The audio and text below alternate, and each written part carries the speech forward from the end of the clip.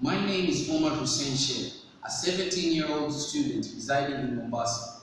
I study at Allidina Visram High School. It has always been a dream of mine to get an opportunity to show how much I appreciate the environment and the earth at large.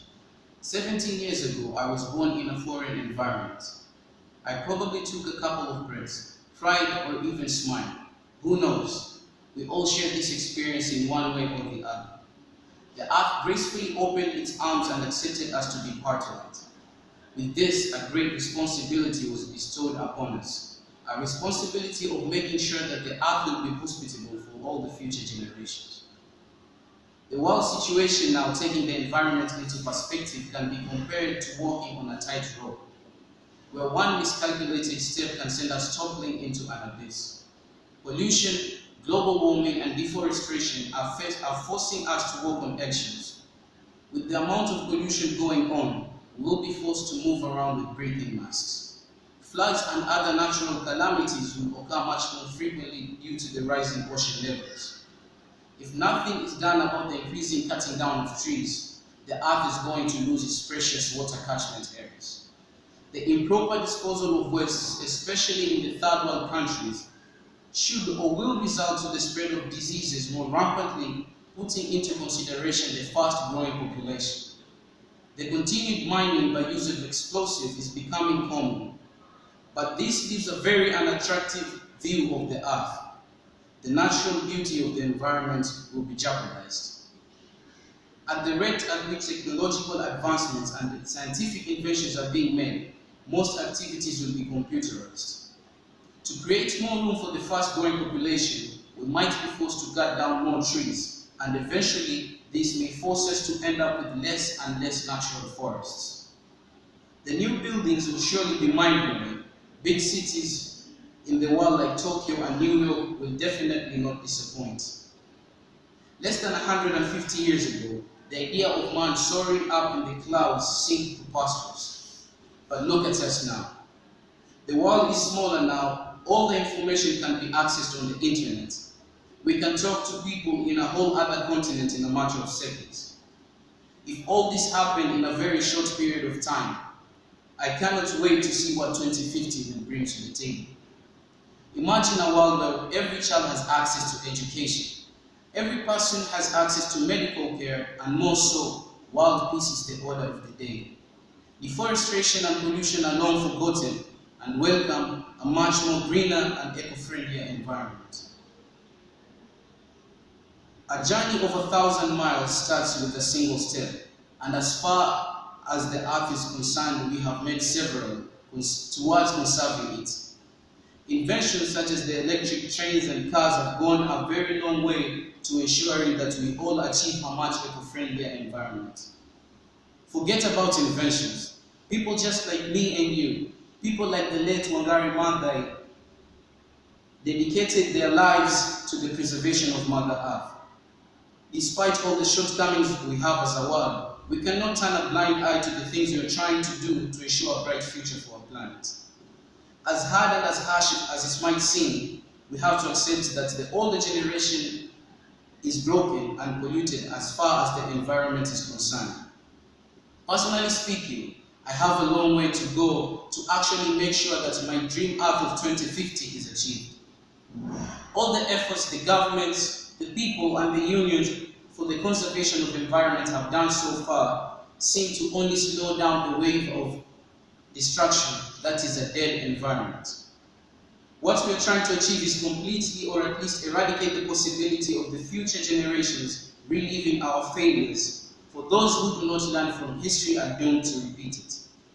All that said, I strongly believe that a key component has been left out. The children of our time are the key to a much better earth in 2050. If it is teaching them about the environment, I believe it is done.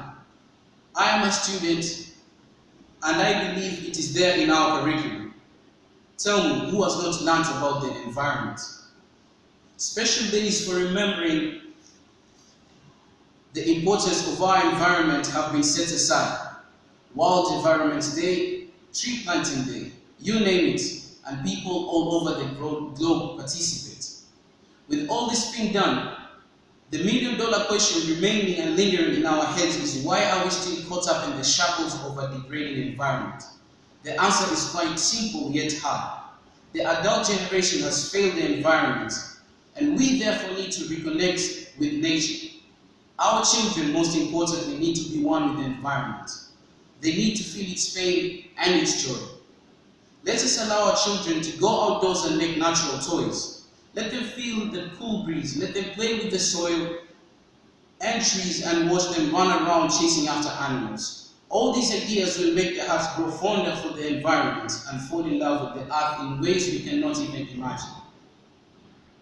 With this instilled in our children, I believe looking after the environment will be second nature to them, and the cycle of a more environmentally conscious individuals will be born. I am making a call to all the parents and teachers out there. It is your solemn duty to make their children passionate about the environment. Theoretical ideas on how to conserve the environment have been with us since the beginning of days. We need practical application for positive results to be achieved. With passion and necessity, even the impossible become possible. With children on board, it is inevitable that a much better earth is imminent. With the future adults being environmentally active, deserts will be well on their way in the chronicles of history, and clean air, safe water for all creation will be available to enjoy. The ability to salvage or destroy Mother Earth is in our hands, and I firmly believe it is never too late to make amends. Sure, we have polluted the environment, destroyed wildlife, and tampered with the ecosystem. But here's the truth. We cannot judge what is not in our hands. We can only judge what is in our hands. What I'm trying to say is that all is done, but we cannot achieve a much far better future if we do not What I am trying to say is that all is done, but who says we cannot achieve a far much better future for our earth? All it takes is for every person in this world to decide that our future generations deserve better. Governments of the world should foster world peace and international cooperation, because let's face it, without world peace, no progress can be undertaken. We must put aside all our differences, join hands in order to safeguard the future of our planet. That's in the true spirit of Ubuntu, that I am because we are. All that said and done, the responsibility of ensuring a better environment rests on our shoulders. The ball is in our court. Whatever we do, we should remember that for a much cleaner and eco-friendlier 2050, children should be reconnected with Mother Nature. Let them cry and smile again for the rebirth of Earth, and only then will we witness a turnaround of events for the better. In the words of Charles Dickens, we are living in the best of times. We are also living in the worst of times. It all depends on the actions that we decide to take today. Thank you very much, and let us welcome a better Earth.